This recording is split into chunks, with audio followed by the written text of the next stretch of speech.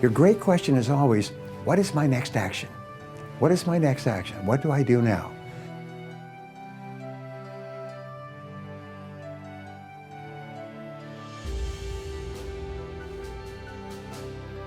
Hey there! It's hard to find good help for many people today. With so much information, it's easy to feel overwhelmed, and that you don't have any way to sift through the noise. Luckily, motivational speakers can help. Subscribe to us for endless motivation. Recently, Kenny from Facebook asked me, how do you keep your cool and stay motivated when things are not going badly around you? Well, here's some tips for me to stay motivated when times are rough. First of all, remember the natural tendency of human beings when they have a reversal of any kind is to blame someone else for the problem. And so the starting point of staying in control mentally and emotionally is refuse to blame anyone else. The magic words are the words, I am responsible. I am responsible. Even if you didn't do anything to cause the problem, you are responsible for how you behave.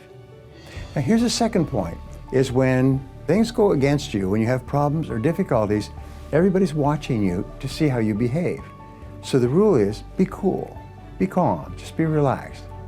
I wrote a whole book on this called, I was going to call it Crunch Time, and they called it Crunch Point. But it basically said this, is when something goes wrong, there's several things that you can do to stay in control. Number one, resolve to stay calm. Number two is get the facts. Sometimes when things go wrong, when they have problems, you don't have enough facts.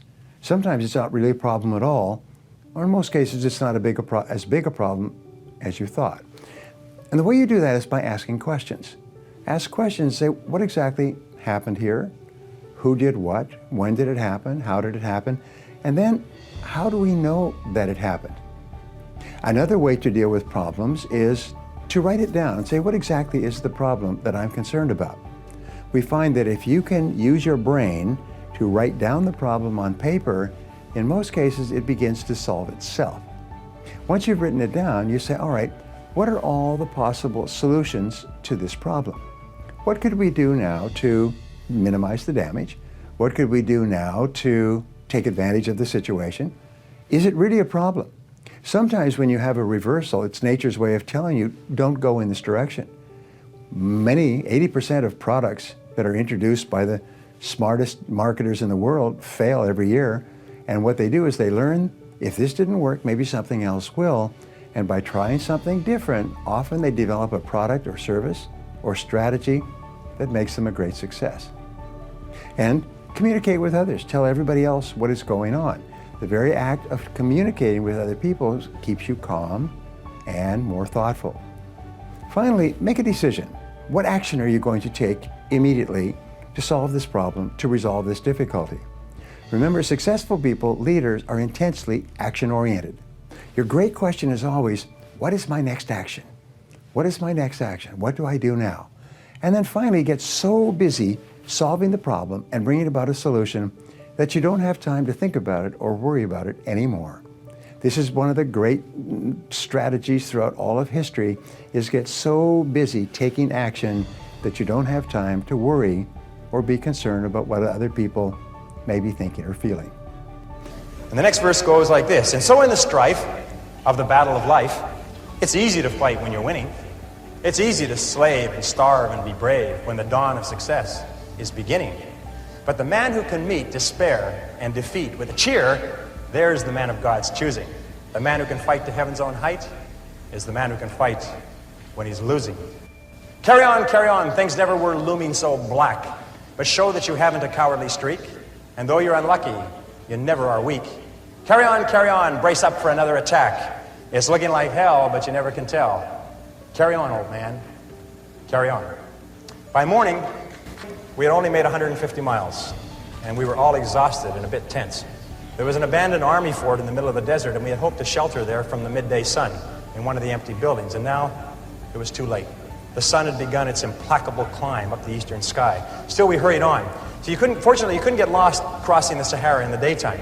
The track across the desert is marked by black 55-gallon oil drums located every 5 kilometers, which is exactly the curve of the Earth's surface. You can always, as you drive, you can always see two oil barrels, the one you just passed and the one you're heading for. So all you have to do to cross the biggest desert on earth is to take it one oil barrel at a time. Of course, traveling at night, if you wander from the piste, if you wander from the track, you can get lost in the desert and drive until you run out of gas. And many people have died that way. As we would approach each oil barrel, it was really neat. As we approach each oil barrel, we come to this oil barrel, we just come parallel with it. The next oil barrel would just pop up on the horizon. And as we would pass this oil barrel, the one behind us would fall off the horizon, as though it had been shot in a shooting gallery. Really, really neat. So in the years since then, I found that you can achieve almost any goal you set for yourself if you simply take it one oil barrel, one step at a time. If you go as far as you can see, you will then see far enough to go further. Now the sun really became the enemy. It sat on the horizon like a big, evil, yellow cat, and then it began to rise inexorably, getting hotter and hotter as we raced south. The temperature grew hotter and hotter. Finally, at 9:30 a.m., it reached 110 degrees Fahrenheit, and the vehicles began coughing and stalling. We signaled between the two vehicles and agreed to stop and wait out the heat, right there in the middle of that 25,000 square mile parking lot. You never felt so small in your entire life. I'll never forget that day.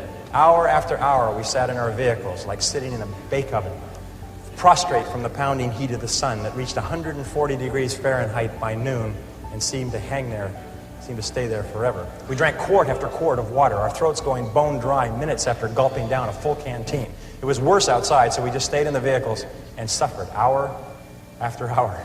Finally, as the afternoon wore on, the temperature slowly began to fall. By 4 p.m., it was down to 105 degrees. When it finally got below 100 degrees Fahrenheit at 5 p.m., we started on. But now we were racing the clock. We only made about 200 miles in the last almost 24, and we still had 300 miles to go. There was a small oasis, an army post on the other side of the desert, and we knew we had to get there before the midday sun caught us again. We hadn't slept since Thursday morning. It was now Friday evening.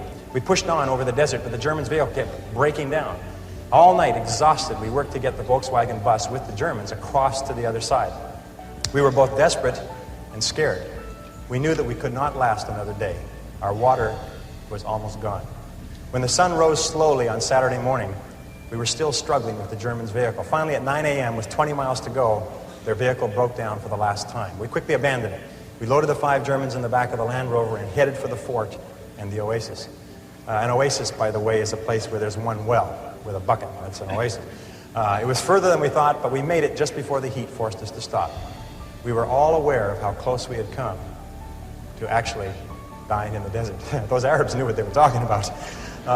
So we sat out the heat that day in a native hut near the fort, and then we went back that evening and towed the Volkswagen bus into the army post. We had done it. We were over the Sahara. We hadn't slept for 2.5 days, but we had made it. Now, I won't go into the details of what happened on the rest of our trip across Africa, except to say that we did finally get to Johannesburg 2 or 3 months later. I won't trouble you with how we had to cross 2 countries illegally with the police and the army on orders to shoot to kill if they saw us. And I won't go into how we were almost killed under the boots and rifle butts of a mob of soldiers in the Congo. That was another close one. And I won't talk here about the experience of meeting and working with Dr. Albert Schweitzer in his hospital village in Lambrini. No, I'll wrap up this story here by telling you what I learned about life and success in the Sahara crossing.